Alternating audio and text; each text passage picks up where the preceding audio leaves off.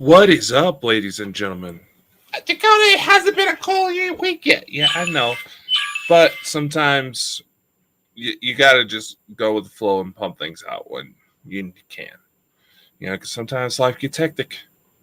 And I'm expecting life to get hectic. So, what is going on, ladies and gentlemen? Today is December 11th, 2022, for me at least. I know that some of you who may pop in later on will be in later time zones and will already have started tomorrow. So, no worries. This is just another Bald and Bonkers news update. So, what's been going on? Well, we have a lot of interesting stuff to show off today that we do. As some of you may know, I, as well as Chris, were on a couple of different shows to be as special guests. One of which is with our honestly, our good friends, Brian and Lex with Lens. If you want to check out the interview, the link should be in the description below. For those of you on channels who may not see the descriptions just because of how this works, be sure to check that out. It's Through the Lens with Brian and Lex. Awesome interview, awesome guys, very well done. Something I wanted to point out when it came to the supernatural. Brian and Lex made some very valid points that there are so many factors. Basically, for those of you who didn't catch the show, I will say this. Basically, they brought up the point of with more and more sophisticated cameras popping out on, average smartphones, everybody has access to a fairly good quality camera. See, I got the Samsung Galaxy A53, and I think it's like a 64 megapixel camera on it. Damn good camera. And we got into the subject of why UFOs, Bigfoot, and all that are so damn hard to catch a decent picture. There's a couple of factors I feel the guys don't necessarily take into consideration because they have done mostly ghost hunting related investigations. They don't necessarily haven't dipped their toes into cryptids and things like that. One point I made on the show, and it's something I stick with my guns, is that when it comes to cryptozoology, you have got to stop thinking it's just going to be some mystical fairy-like creature that's going to pop out in the woods and that's going to be the end of it. Cryptozoology is not something mystical. And if you can jump directly to the mystic explanations that come forward with some of these phenomena, you're not going to be taken seriously. Cryptozoology, the meaning of what it is right there in the name. Crypto, which is meaning hidden. Zoology, study of animals. Cryptozoology, study of hidden animals. You got to realize there's animals like the platypus, who was once considered a cryptid. The orangutan. The orangutan used to be called red man of the forest. Giant squid. The okapi is a very excellent example. The platypus, they thought it was a taxidermist sick joke. This is why, for the longest time, it was thought to not exist. The okapi, for those of you who don't know, it's a animal out of Africa. It has kind of like the head of the giraffe, body of like a horse, legs of a zebra. It's a funny looking animal. Very, very shy. It is very timid in nature. Very hard to see. That was once considered a cryptid. Because that sounds funny. Say the topic of unicorns. I'm sorry, ladies and gentlemen. If you see what looks like a horse with a horn protruding out of its head, chances are you're seeing a horse that's about to be put down because it has a very dangerous tumor. Same thing with the jackalope. If you see what looks like a rabbit with antlers, you're more than likely seeing a very sick animal. And see, when you're out in the wilderness trying to photograph these things, they're not going to stay still. Same thing with UFOs. They're completely with the regards that Brandon, with all due respect, I love the guys that make valid points, but there's another factor that comes into it, is that you are ignoring that these things have some form of intelligence to them. If they don't want to be seen, they know how. It does not take much to confuse a human. Humans are not, you're not that high up, especially for the number of people who think that wolves, say, like, I believe it was a couple last year, a couple of years ago, there was footage of a huge wolf that was coming out of Yellowstone, right? Everybody thought it was proof that dire wolves were still exist. Maybe that is the case. However, wolves are usually not the same size as like common household German shepherds. They can get fucking massive. Which honestly, when it comes to cryptids by itself, that just goes to show how many people just don't go outside. Go to the zoo. If you want to get into the subject of cryptids, it's a fascinating subject. There's been several animals over history that have been proven to be real, that were once considered cryptids. It happens. And who knows? Maybe you'll find something that has never been discovered before. It's happened. It's rare. The likelihood of something like that to happen, you're better off trying to win a few $1 million off of scratch-off tickets. But you never know unless you actually get off your ass and go outside. When it comes to UFOs, again, you need some form of intelligence to be able to pilot an aircraft, no matter what. You have to take into so many different factors. Even if the reports of certain aircraft, of certain alleged alien spacecraft being able to completely ignore environmental factors, if there's still a level of intelligence that needs to be operated on in order to maintain it. Yes, is there a situation where they're cloaking themselves? Absolutely. One of the easiest way to tell it is that when a cloaking device is turned on, chances are it's going to have some sort of environmental effect. Why do I say this? In order to have that type of shift, it's not just invisible. No, you're going to give off heat whenever that matter transference happens. And depending on the environmental conditions, you may end up with a cloud of condensation where the craft was. It does happen. And a lot of eyewitnesses claim that there's a level of sophistication, say like motion sickness. We still have to take a pill. ETs figured out how to make a delicious beverage that helps take care of, their equivalents of motion sickness that tastes kind of like a fruity Sprite. And I'm going to say this. I understand that these claims may be too much for some people to handle. Justifiably so. We need to have some sort of, what's the word I'm looking for here? We need to have some sort of system in place. Sort of a checks and balances for investigators to make sure they're doing the job right, that they're not easily being fooled. And we need to have open and honest discussions with lack of judgment, so that maybe the guy who has no experience with this type of thing whatsoever makes a very valid point that the seasoned professional never even thought of in the first place. And it's a conversation that I've said it once and I'll say it again. Both sides come out respecting each other more and are better investigators.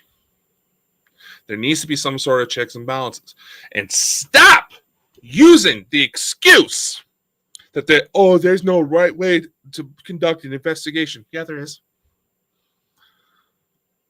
I was going to say, there's a number of moral lines that get crossed in order to get views, stuff like that. When I was on with Brian and Lex, I pointed out that there's certain alleged TV psychics who are trying to utilize recent murders here in Idaho of college girls, to boost their clout. Fuck you. Fuck you to the ones doing it, and fuck you to the ones who believe them. That is utterly disrespectful. It's one thing if you're personally invited by the family or law enforcement agencies. It's very rare, but it does happen.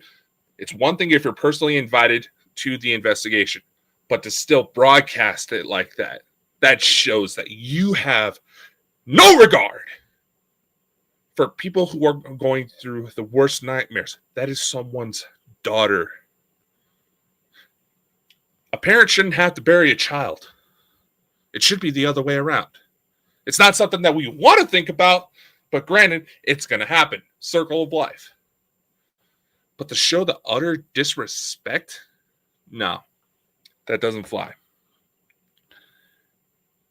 And to constantly feel like you're being shot at because, once again, one thing that always bothered me, and I'm just being honest here, I may sound like an asshole, but I'm being honest, is the number of people who upload shots of something completely like zoomed in to where you can see the individual pixels in the photo and try to say, oh, there's a face here.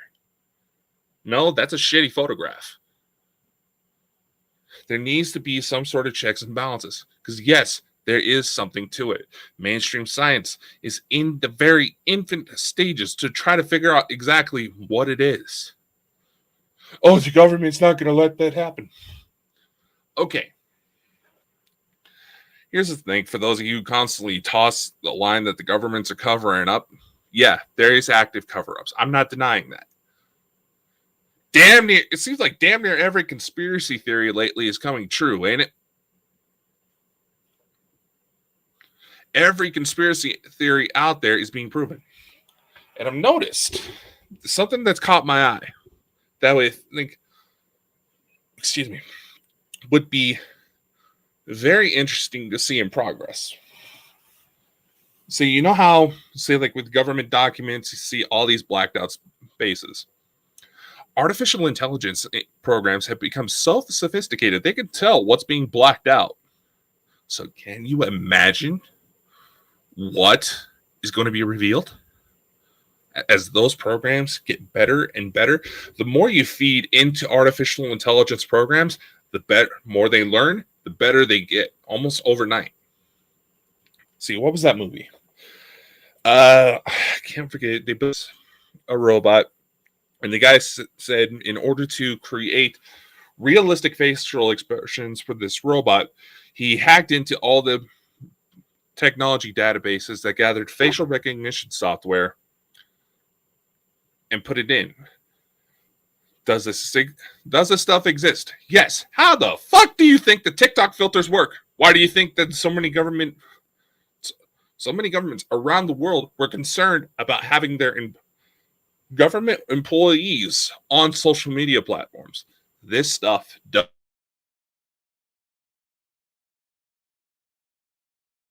exist. So much is coming out, and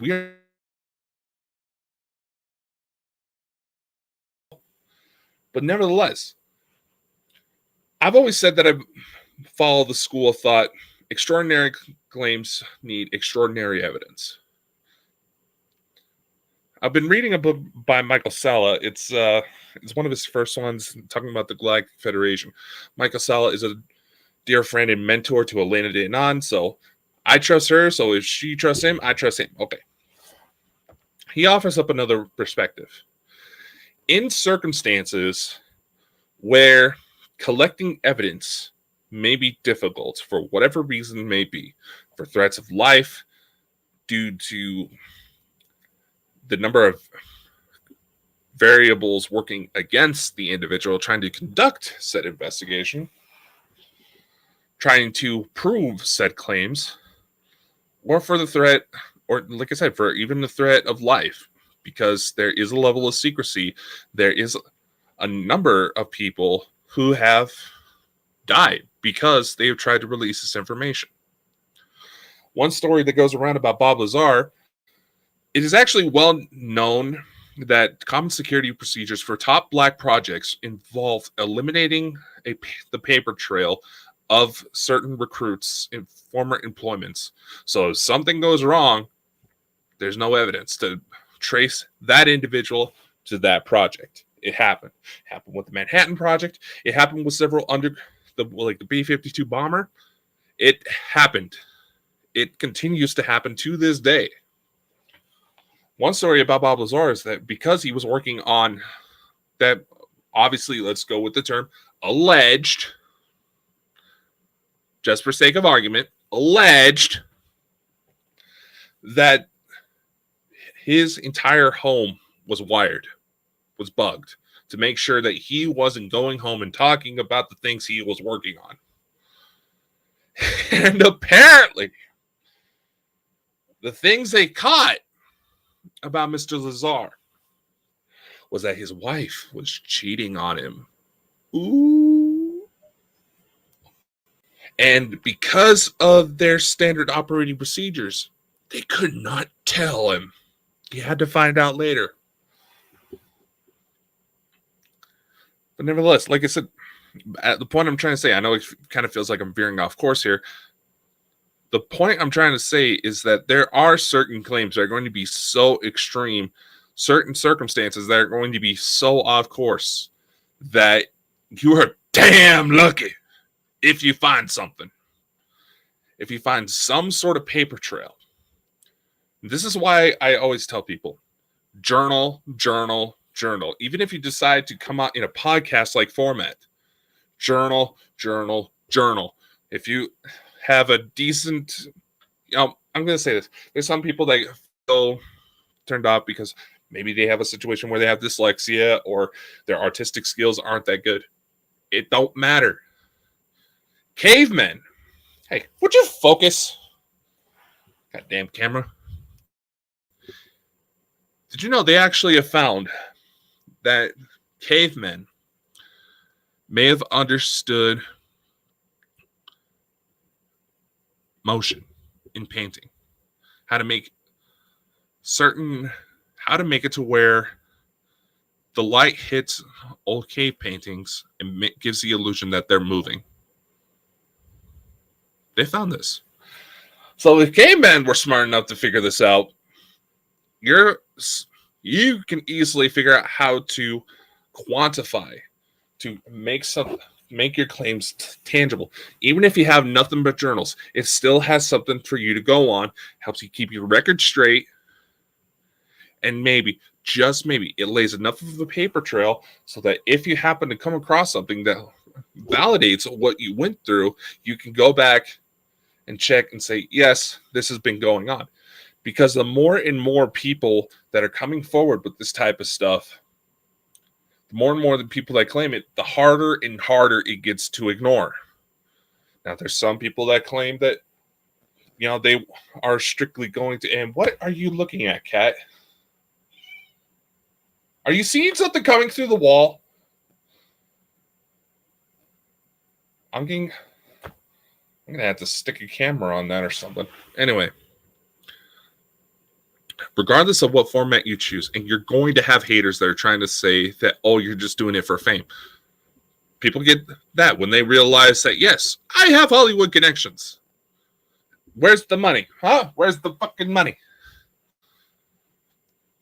A lot of the time, the people that will try to come after you don't understand the situation, and they ain't going to bother because they think that their own hatred, their own points, and their little social groups that they think are going to stick by them regardless, and the number of people that are public ass kissers. That's all they need to completely destroy one's reputation. Guess what? Come out. Say your story. This is coming from the guy. This is coming from the guy who is saying that he has 3 children with an alien woman. Can I prove that? Not yet. But what I can prove is that there has been aircraft above my house. What I can prove was that with certain individuals that I've interacted with when under these abduction scenarios, I'm able to recall information that I should not be able to know unless I was intimately familiar with the individual. That in itself says something. And that's a pretty bold claim. But something I was trying to say with Brian and Lex, there's certain information that when you come forward, it's going to cause some mental damage. In fact, it is said that some sources have actually claimed that the reason why there's hesitation for a full-on UFO disclosure, that we are not alone in the universe, is because they're afraid that the number of people who cling on to their preconceived notions about the world, whether it's religion, paranormal, their social upbringings, even mainstream science, the number of people who have developed almost an addiction to their belief systems, it may be concern for mass suicide. Look what happened back in 2012. For those of you who think that's kind of an extreme example, look what happened in December of 2012. Look what happened.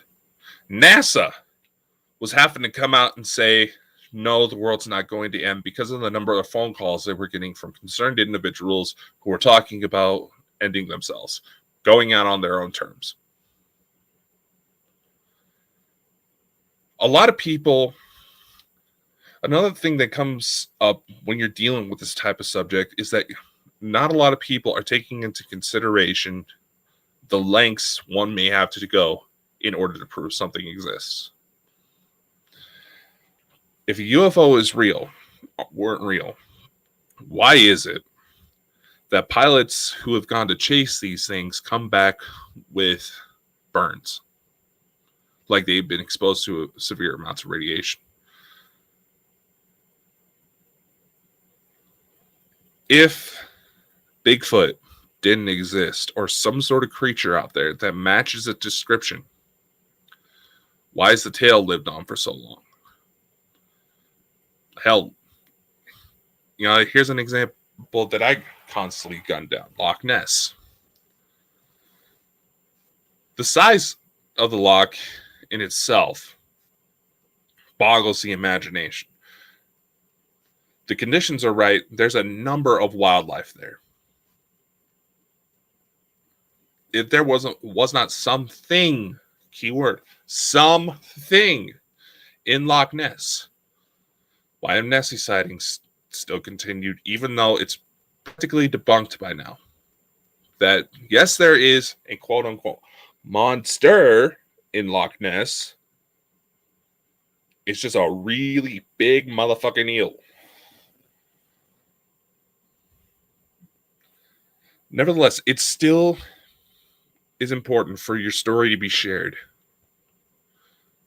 And it doesn't even have to involve paranormal. Situations of domestic violence, overcoming drug use, overcoming shyness and anxiety to come out on a podcast platform.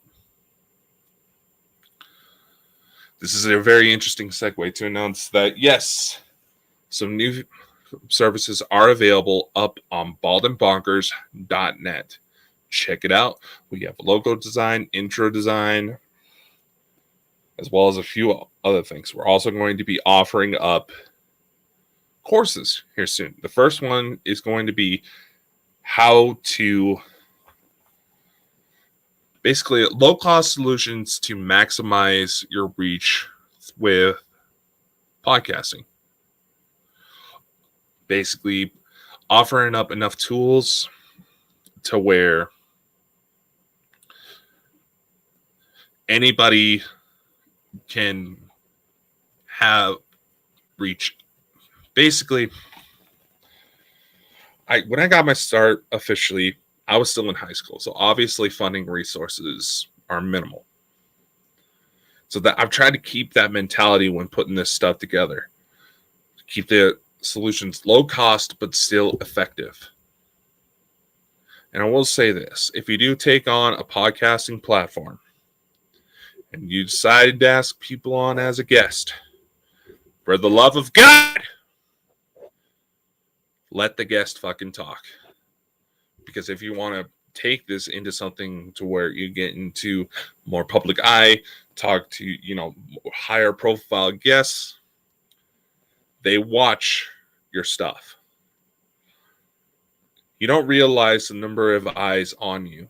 So the number of times you come out spreading hate, trying to stir up gossip, even the times where I've fired off, where I feel fully justified with my moral compass in saying that what you're doing is wrong, you need to fuck off.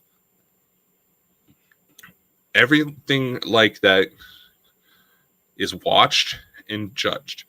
Higher profile guests, whenever you ask them to come on a show, they're going to check you out before they say anything. That's something Chris and I learned the hard way a couple of times, but we're still going strong. And like I said last week, Bald and Bonkers is going to be here to help you grow. We're not going to promise too much up front because there's so many people in this field who are trying to build themselves a platform, then just flat out completely lie. They spread lies. They talk shit about other people. They try to promise money, then don't follow through. Then all of a sudden messages all of a sudden being ignored. The second they start getting called out on shit. They could go to spread drama. Then again, once again, they start to claim that, they're not, that there was no attempt to reach them. Yeah, there fucking was. And there was last week, some individuals felt concerned about my words and felt the need to message me to ask if I was ticking them off, even though we hadn't spoke for a while. So I guess my point's getting across now, is it? Ladies and gentlemen, much love. Stay safe. Stay warm for those of you in the Northern Hemisphere. I'm going to be heading off to work here soon, so hopefully the roads aren't too bad because it was a rain-snow mix. I'm not necessarily worried about the roads themselves, just the other idiots on them. But anyway, stay safe. Much love. Stay warm. Stay freaky. You never know what's going to happen next.